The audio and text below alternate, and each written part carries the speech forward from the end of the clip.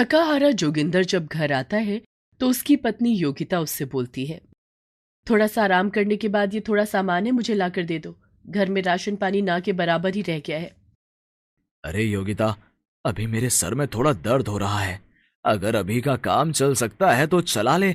मैं कल सुबह सुबह ही राशन ले आऊंगा। चलो ठीक है, मैं तुम्हारे लिए चाय बना देती हूँ। सर दर्द की गोली लेकर चाय पी लो। जोगिंदर अपनी बूढ़ी माँ, पत्नी योगिता और दो बच्चों के साथ मुंबई की एक झोपड़ी में रहता था। बारिश का मौसम था। जोगिंदर पेशे से एक दिहाड़ी मजदूर था। जिसे कभी काम मिल जाता तो वो कर लेता।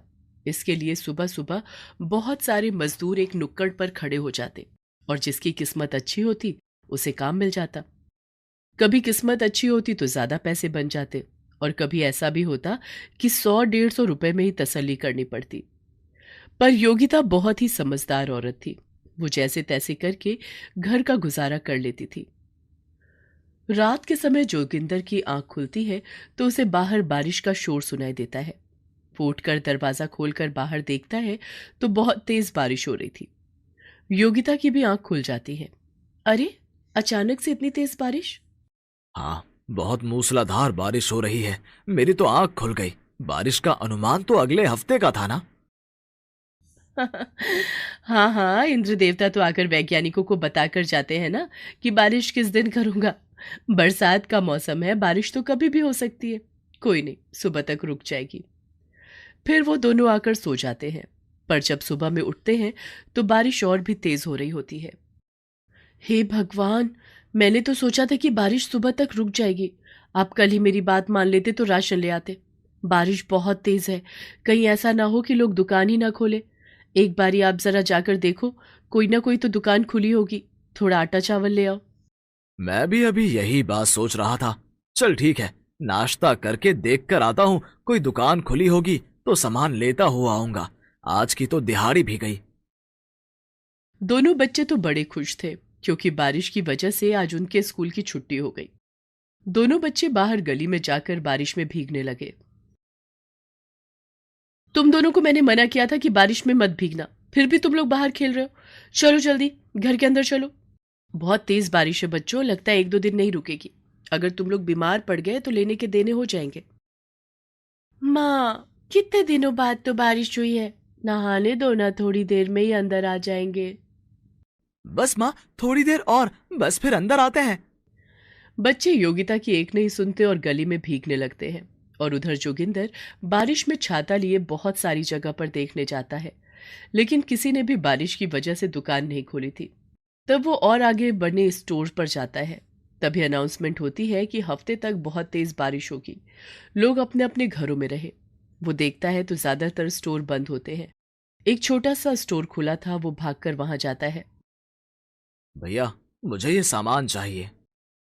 अरे भैया, तुम्हें गलत फहमी हुई है। ये दुकान तो हार्डवेयर की है और मैंने अभी परसों ही खोली है। बाहर बोर्ड बदलना रह गया है।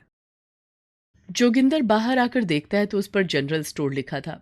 अनाउंसमेंट के बाद सब लोग अपनी अपनी दुकानें बंद करके घरों को निकल जाते हैं और जोगिंदर खाली हाथ घर आ जाता है। काश मैं कल ही सामान ले आता। योगिता, थोड़ा देखभाल कर खर्च कर लो। कितना कर लूंगी, तुम खुद सोचकर देखो। अब तो बस बारिश रुक जाए। इतनी जल्दी बारिश नहीं रुकेगी। अभी बाहर अनाउंसमेंट हो रही थी, हफ्ते भर तक शायद तेज बारिश रहे। लोगों को घर में रहने के लिए सचेत किया जा रहा है। दोनों बच्चे बारिश में भीगने के बाद घर आ गए थे, लेकिन उन दोनों को ही खांसी जुकाम हो जाता है।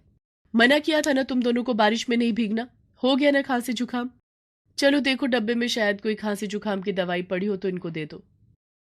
जोगिंदर बेटा, मुझे कुछ अच्छा नहीं लग रहा, सांस लेने में दिक्कत सी महसूस हो रही है। जोगिंदर अपनी माँ के पास आकर बैठ जाता है और उनकी कमर पर हाथ से रगड़ने लगता है। माँ, कुछ नहीं होगा तुझे। मैं तेरे को दवाई देता हूँ ना। जोगिंदर की माँ को सांस की तकलीफ थी, इसलिए जोगिंदर हमेशा उनकी दवाई घर में रखा करता था। वो दवाई देने के बाद माँ को पंप देता है।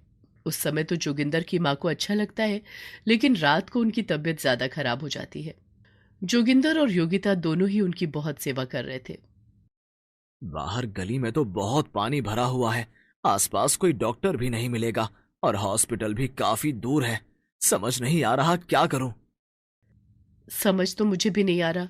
मैं एक काम करती हूँ, दूध तो नहीं है, इनको थोड़ी काली चाय बना कर देती हूँ, क्या पता थोड़ा आराम महसूस करे। योगिता जल्दी जल्दी अपनी सास के लिए चाय बनाकर लाती है। चाय पीने के बाद उन्हें थोड़ी राहत तो होती है, लेकिन तकलीफ कम नहीं होती। बारिश भी तो रुकने का नाम नहीं ले रही, वरना तो माँ को हॉस्पिटल ही ले जाता। यही काम करता हूँ, पड़ोस के रमेश से साइकिल ले आता हूँ। परेशानी में दिमाग खराब हो गया है क्या? भला माताजी साइकिल पर बैठकर कैसे जाएंगी? एक काम करता हूँ, कोई केमिस्ट की दुकान खुली होगी तो माँ के लिए कोई इमरजेंसी दवाई ले आता हूँ। जोगिंदर भागकर अपने पड़ोसी के यहाँ जाता है और उससे साइकिल मांगता है, पर वो कहता है कि उसकी साइकिल तो पंचर पड़ी है। एक रही सही उम्मीद भी जोगिंदर की खत्म हो जाती है और उसे खुद पर गुस्सा आ रहा था कि उसने क्यों योगिता की बात नहीं मानी। वो परेशान हालत में घर आ जाता है। जैसे तैसे करके रात कटती है। बारिश थी कि रुकने का नाम ही नहीं ले रही थी। अब तो घर की छत भी टपकने लगी थी और गली में इतना पानी भर गया था कि किसी भी समय घर के अंदर आ जाता। गली के सब लोग मिलकर किसी तरह पानी को निकालने की कोशिश कर रहे थे। उधर योगिता सुबह रसोई में जाकर डिब्बे में देखती है तो चावल और आटा बिल्कुल खत्म था। उसे बड़ी चिंता हो रही थी। उधर बच्चों को खांसी जुकाम ने पकड़ लिया। वो बाकी के डिब्बे भी खोलकर देखती है तो एक डिब्बे में उसे थोड़ा सा दलिया मिल जाता है। वो जल्दी जल्दी सबके लिए पतला सा दलिया बना देती है। हे भगवान, कोई भी मौसम क्यों ना हो, हम गरीबों की ही मुसीबत आन पड़ती है। ज्यादा सर्दी हो तो हम लोग नुकसान झेलते हैं, ज्यादा गर्मी हो तो हम लोगों के ऊपर से ही गुजरती है, और ये बरसात, इसने तो जीना ही हराम कर दिया। बस करो प्रभु, बस करो, इससे ज्यादा बर्दाश्त नहीं हो पाएगा। इधर माता जी की तबीयत ठीक नहीं है और घर में खाने के लिए राशन भी खत्म है, और काम पर नहीं गए तो फिर कैसे चलेगा। सब लोग घर की स्थिति से अच्छी तरह वाकिफ थे। सब चुपचाप दलिया को पी लेते हैं। माताजी को लेकर जोगिंदर और योगिता दोनों ही परेशान थे।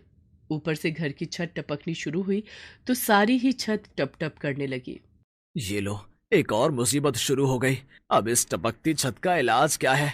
योगिता, तुझे याद है पिछली बार जब मैं आया था तो एक बड़ी सी पन्नी लेकर आया था, याद है? कहाँ रखी है?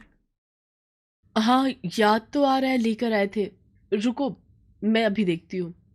फिर वो अलमारी के कोने में रखे हुए सामान में टटोलने लगती है तो उसे वो पन्नी दिखाई दे जाती है।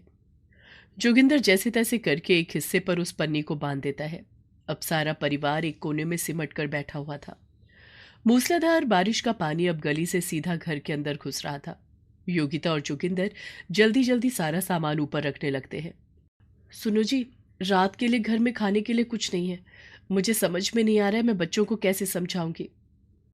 फिक्र मत कर, तू बस आज का दिन काट ले। मैं कहीं ना कहीं से कल कुछ ना कुछ इंतजाम जरूर कर लूंगा। शाम को जब बच्चे खाना मांगते हैं तो जोगिंदर उन्हें प्यार से समझाता है कि अभी घर में कुछ नहीं है, तुम्हारी माँ सबके लिए काली चाय बना देगी, अभी वो पीकर सो जाओ। अगली सुबह जब वो लोग सोकर उठते हैं तो देखते हैं कि बादल छट चुके हैं और सूरज चमक रहा है। वो गहरी सांस लेते हैं। सबसे पहले जोगिंदर राशन पानी लेने के लिए घर से निकल जाता है। गली में अभी भी पानी भरा हुआ था। वो जैसे तैसे करके गली से बाहर निकलता है और पक्की सड़क पर आ जाता है और किसी सवारी का इंतजार करने लगता है। मौसम को देखकर ऑटो रिक्शा वालों ने भी अपने दाम बहुत बढ़ा लिए थे। जोगिंदर जेब में पैसे देखता है। मेरे पास तो बस इतने ही पैसे हैं। अगर भाड़ा दे दिया तो फिर राशन और दवाइयाँ कैसे आएगी? एक काम करता हूँ, पैदल ही निकल जाता हूँ। फिर जोगिंदर वहां से 4 किलोमीटर पैदल चलता हुआ एक दुकान पर जाता है और वहां से घर के लिए राशन खरीदता है। फिर केमिस्ट की दुकान पर जाकर अपनी माँ और बच्चों के लिए दवाई लेता है और वो सामान लेने के बाद बड़ी तसल्ली महसूस करता है। घर पहुंचने पर वो सारा सामान योगिता को दे देता है। योगिता फटाफट सबके लिए खाना बनाती है और खाना खिलाने के बाद वो अपनी सास और बच्चों को दवाई दे देती है। भगवान का शुक्र है ये बारिश रुकी। कभी कभी तो लगता है ये मौसम वौसम सब अमीरों के लिए बने हैं। हम गरीबों के लिए तो हर मौसम मुसीबत बनकर ही आता है। सही कह रही है तू। इस अचानक आई बारिश ने तो सबक सिखा दिया। आज के बाद कभी भी घर में राशन खत्म होने से पहले ही ले आऊंगा, और गली में थोड़ा कीचड़ कम हो जाएगा तो माँ को हॉस्पिटल दिखाने ले जाऊंगा। उसके बाद जोगिंदर और उसकी पत्नी योगिता और माँ भगवान का शुक्र अदा करते हैं कि बारिश रुक गई।